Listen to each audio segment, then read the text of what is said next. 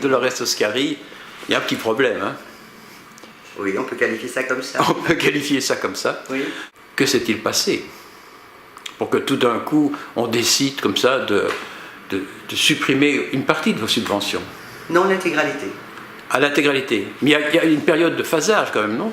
Ah, cette période de phasage sert, sur papier, à liquider l'entreprise en réalité. Madame Dorcel a une très longue carrière qui a commencé en 1962. Elle n'a jamais bénéficié d'un contrat-programme. Non. Le premier contrat-programme est arrivé en 2009, l'année où elle partait. Moi, j'arrivais en 2010 et nous en avons bénéficié 2 fois, consécutivement. Et donc la sanction en forme de réquisitoire est tombée.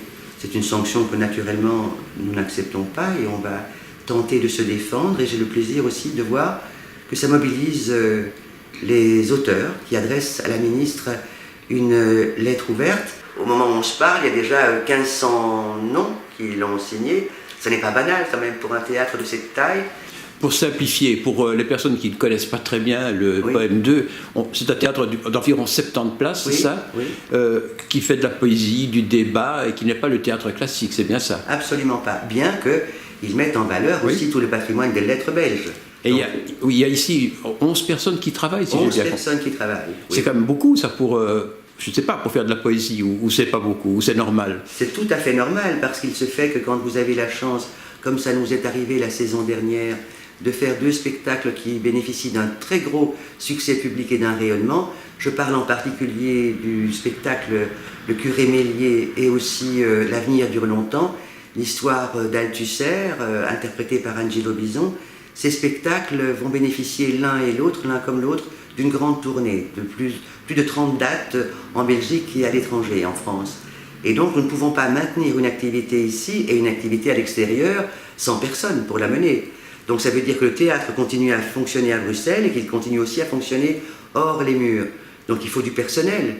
Est-ce qu'on vous a expliqué pourquoi vous n'étiez plus repris? Jamais de la vie. Je ne sais pas comment et sur base de quels critères ils se sont prononcés, puisque je n'ai jamais le plaisir de les accueillir. Pas assez de public peut-être? Le public c'est autre chose. Moi j'ai une salle de 70 places.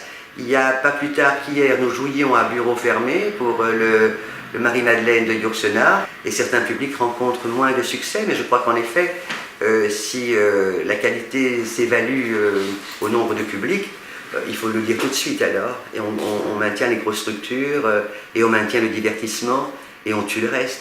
Je n'ai eu aucun contact avec ni la ministre ni son cabinet, j'ai appris la décision par la presse, comme tout un chacun. J'ai d'ailleurs demandé un rendez-vous à la ministre et je lui ai écrit le 27 novembre et à ce jour, à cette minute, je n'ai toujours pas eu accusé de réception de ma demande. Il y a 8 ans, quand vous avez repris le poème 2, il y a eu une petite cabale, enfin on en a parlé dans la presse, en disant que vous aviez bénéficié d'un subside anormal, entre guillemets bien sûr, parce que vous sortiez du cabinet de Fadil Al-Anan, qui à l'époque était ministre de la Culture socialiste. Est-ce que c'est un retour de manivelle? Parce qu'il faut le dire, Alda Gréoli, elle est humaniste. Je dis ça pour les Français, c'est CDH pour les Belges. Oui, bon, c'est possible, c'est même probable. Écoutez, ah bon, à ce point-là? Moi, je sais en tout cas l'histoire telle qu'elle s'est passée. En effet, et je ne le nie pas, j'ai été, je pense, une conseillère en lettres consciencieuse. Pendant 5 ans. Pendant 5 ans, aimant faire ce qu'elle faisait. Et Madame Dorcel a fait mon siège pendant 3 ans pour que je la remplace. Exact. Voilà. Et Madame la ministre à l'époque, Madame Lahanan, n'avait rien à voir avec cette décision. Croyez-moi, rien du tout. Maintenant, si ça se gère au niveau des règlements de compte personnels, c'est une autre histoire. Et là, c'est pas la mienne en tout cas. Qu'allez-vous faire? Eh bien, introduire un recours. C'est possible? Tout est possible. Nous sommes dans un état de droit.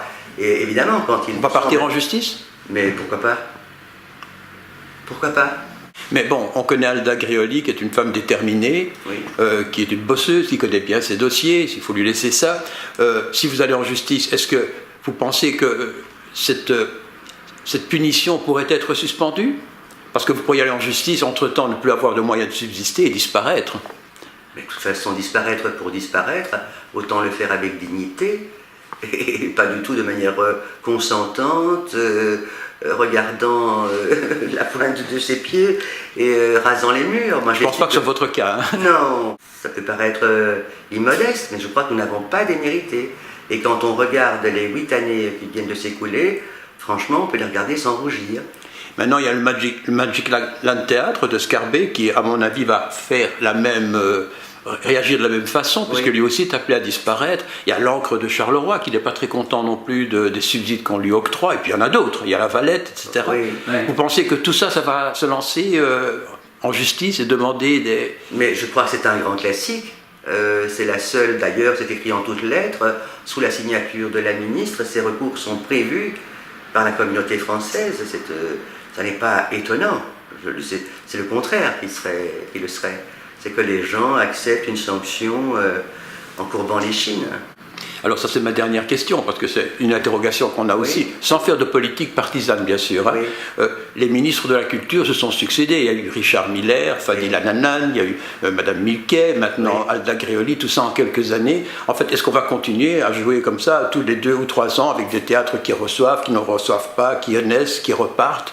C'est un peu curieux, non? Comme politique suivie et soutenue de la culture en général. Ce qui est très curieux, c'est d'imaginer qu'on tire des plans sur la comète sans connaître bien les astres.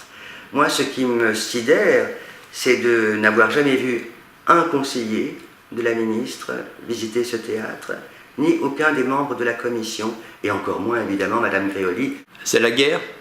Non, non, c'est de bonne guerre.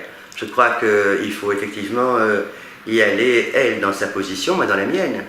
Mais je ne fais pas du tout un combat de personne. À partir de quand est-ce que votre budget sera coupé et vous ne pourrez plus payer votre personnel?